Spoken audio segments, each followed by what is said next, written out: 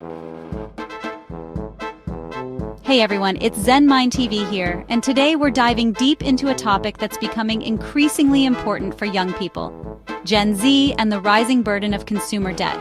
We're going to break down why this is happening, how it can seriously impact your life, and most importantly, how to avoid it altogether. Now, I've talked a lot about personal finance on this channel, and for good reason. It's one of the single most important things you can learn about to set yourself up for success. A lot of people think financial freedom is about being rich, but it's not. It's about having options. It's about having the ability to make choices in your life without being limited by money. And that's why I want to have an honest conversation about debt, because it's something that can hold you back from achieving your goals. It can be a major source of stress and anxiety, and it can take years, even decades, to pay off if you're not careful. So let's get started.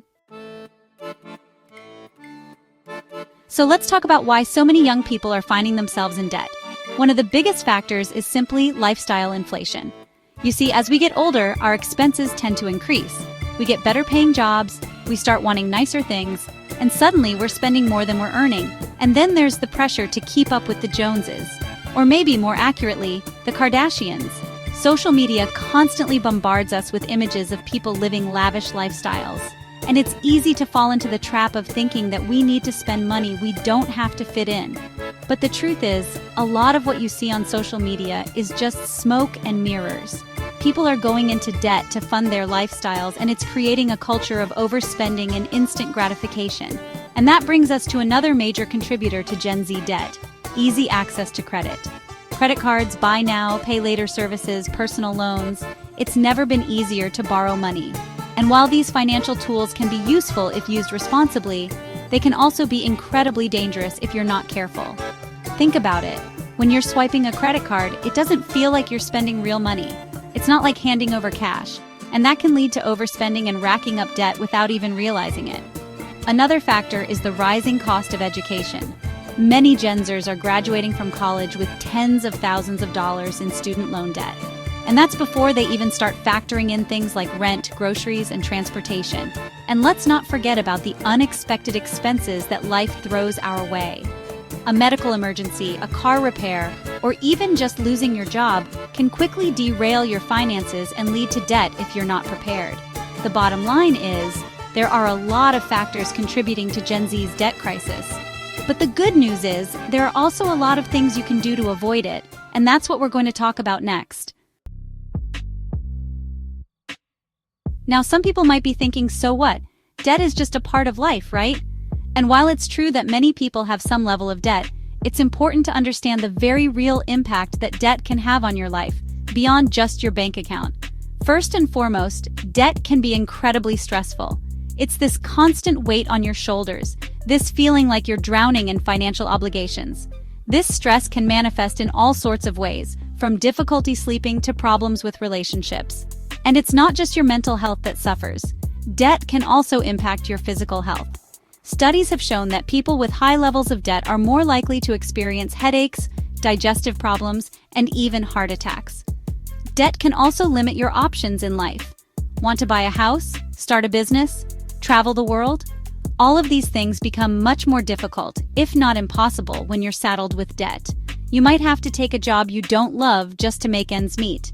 You might have to put off starting a family because you can't afford it. Debt robs you of your freedom and your ability to pursue your dreams. And the longer you're in debt, the worse it gets. Interest rates can quickly add up, making it feel like you're stuck in a never-ending cycle of payments. This can lead to a feeling of hopelessness and despair, making it even harder to break free from the cycle of debt. But it doesn't have to be this way. By understanding the true cost of debt and taking steps to avoid it, you can take control of your finances and build a brighter future for yourself. So, how do we actually start tackling this? Well, it all starts with a budget. I know, the dreaded B word. But trust me, budgeting doesn't have to be scary or restrictive. It's simply about understanding where your money is going and making conscious decisions about how you want to spend it. The first step is to track your expenses. For a month, write down everything you spend money on, from your morning coffee to your rent payment. You can use a notebook, a spreadsheet, or one of the many budgeting apps available. Once you have a good understanding of your spending habits, you can start creating a budget. There are a lot of different budgeting methods out there, but one popular method is the 50/30/20 budget. This method allocates 50% of your after-tax income to needs, 30% to wants, and 20% to savings and debt repayment. Needs are your essential expenses, like housing, food, transportation, and utilities. Wants are the things you enjoy but could technically live without, like dining out, entertainment, and travel. And savings and debt repayment include things like building your emergency fund, investing for retirement, and paying down any debt you may have. Now, the exact percentages you allocate to each category will depend on your individual circumstances. If you live in a high cost of living area, for example, you might need to allocate more than 50% of your income to needs. The important thing is to find a system that works for you and to be consistent with it. Budgeting isn't a one-time thing, it's an ongoing process. And it might take some time to find a system that you can stick with, but I promise you, it's worth it. Now, let's talk about one of the most important aspects of personal finance: building an emergency fund. An emergency fund is essentially a stash of cash that you can tap into in case of unexpected expenses or a sudden loss of income. Think of it as your financial safety net. It's there to catch you if you fall, preventing you from going into debt when life throws you a curveball. So, how much should you have in your emergency fund? A good rule of thumb is to have 3 to 6 months worth of living expenses saved up. This means that if you lost your job or had a major unexpected expense, you'd be able to cover your essential costs for several months while you get back on your feet. Now, I know saving up that much money can seem daunting, especially if you're already living paycheck to paycheck. But even starting small is better than nothing. Start by setting aside a small amount of money each month, even if it's just $20 or $50. As you get used to living on a little less, you can gradually increase the amount you save. You can also look for ways to boost your savings quickly, like selling unwanted items online or picking up a side hustle. The important thing is to make saving a priority. Having a well-stocked emergency fund can make all the difference in your financial life. It provides peace of mind, knowing that you're prepared for whatever life throws your way, and it can help you avoid going into debt when unexpected expenses arise. We've talked a lot about the dangers of debt, but what about credit cards? They're often seen as the villain in the personal finance world, but are they really all that bad? The truth is, credit cards can be a valuable tool if used responsibly. They can help you build your credit score, which is important for things like getting a loan or renting an apartment.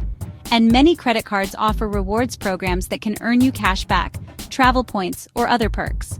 The key is to use credit cards strategically and to avoid falling into the trap of overspending. One of the most important things to remember is that a credit card is not free money. It's a loan that you need to repay, with interest. If you don't pay off your balance in full each month, you'll start accruing interest charges, which can quickly add up. So make it a habit to only charge what you can afford to pay back in full when the bill comes. It's also important to be mindful of your credit utilization ratio. This is the amount of credit you're using compared to your total credit limit.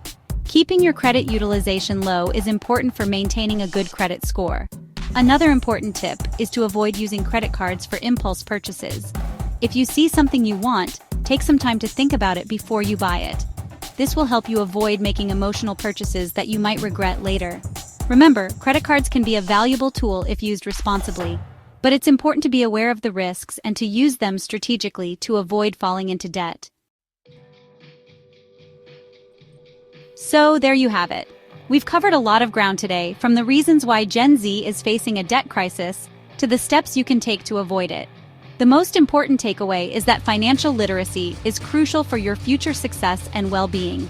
It's time to take control of your finances and start building a solid foundation for the future. It won't happen overnight, but with consistent effort and the right knowledge, you can achieve your financial goals and live a life of freedom and abundance. Thank you for watching. If you found this video helpful, please give it a thumbs up and subscribe to the channel for more videos like this. And be sure to share this video with your friends and family who could benefit from this information. Let's work together to create a generation that's financially empowered and debt-free.